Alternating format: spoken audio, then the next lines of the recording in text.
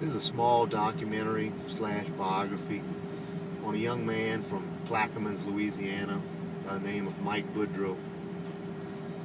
Remember Mike coming to a lot of the GCW wrestling matches and seeing him at some other wrestling promotions around South Louisiana.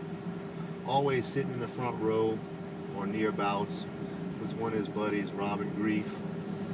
They always came to the shows and was always big fans of the wrestling business, and see him around from place to place and talk to him sometimes at intermission, and seemed like a real good guy.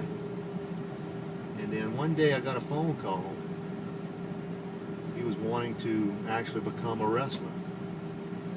And I've gotten a lot of phone calls over the years from hundreds of guys wanting to be a wrestler, but not everybody's cut out or have the charisma or the athletic ability or the showmanship to actually be a professional wrestler. So I asked him why he wanted to do it, and he told me that it was something he always wanted to do. He had already kind of worked on some things by himself and with some friends and his buddy Robert, kind of backyard stuff, and learned a lot of the basics, but probably more than likely learned them the wrong way. And he wanted somebody that could show him the real business and get him into professional wrestling. And I guess myself, having 18 years in the business, he called me and thought it was nice for him to want me to be the one to train him. So we had a little meeting, came over to the training facility in Morgan City, and wanted to see what he had. So he came in. Right away I knew he had the athletic ability to be a wrestler. Young, athletic, had a good build. Knew I could build him into one of my good cruiserweights. So he came in, and of course had a little bit of technique problems, some things he had learned that wasn't really the proper way. Started working on the basics. The bumps were great. Needed to work a little bit on his charisma, ring showmanship, stuff like that, but that's stuff we could work on as we go. So we started training, and he was real excited about getting in the ring. This was around March of 2010, and we had a show coming up in Amelia in July of 2010. So I said, well, you got 3 months. You already got time on your own. A lot of the basics he already had, so it was just kind of refining those things and then teaching him a little more of the stuff he needed to learn to be in the ring.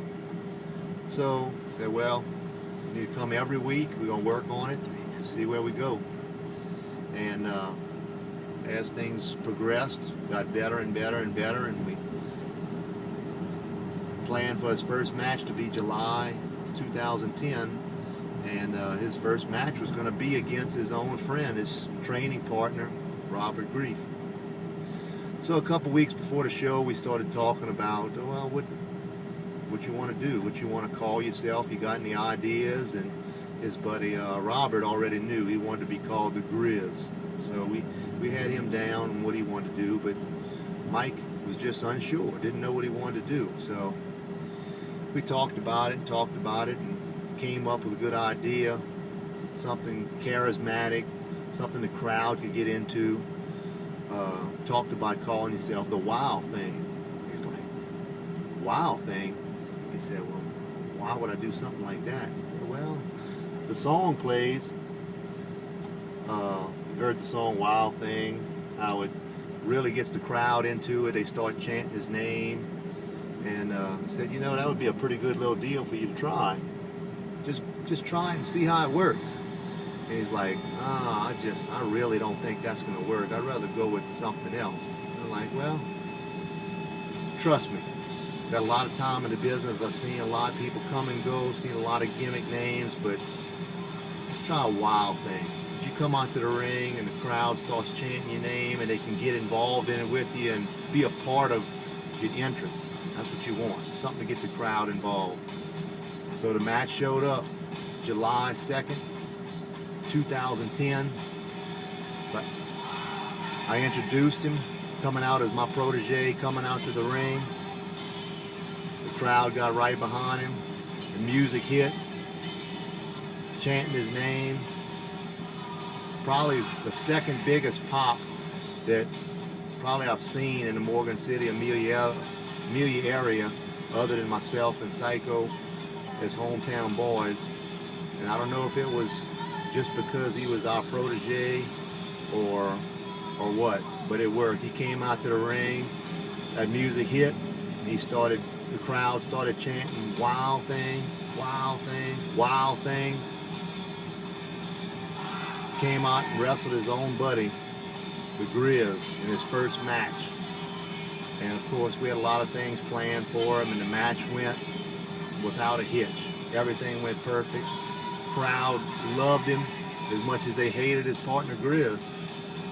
But it's all in the business of good guys, bad guys, getting the crowd involved, and it worked.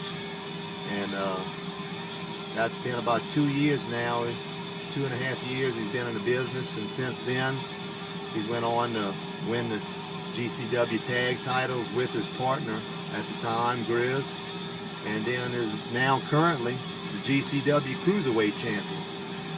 He's done wrestled for us, GCW, along with LCW, OWE, several wrestling federations in Louisiana, and made a good name for himself. And he's still young, got a long road ahead of him, and I think with a lot of focus and just staying in tune with his talents and working on his character, he's got a future in professional wrestling.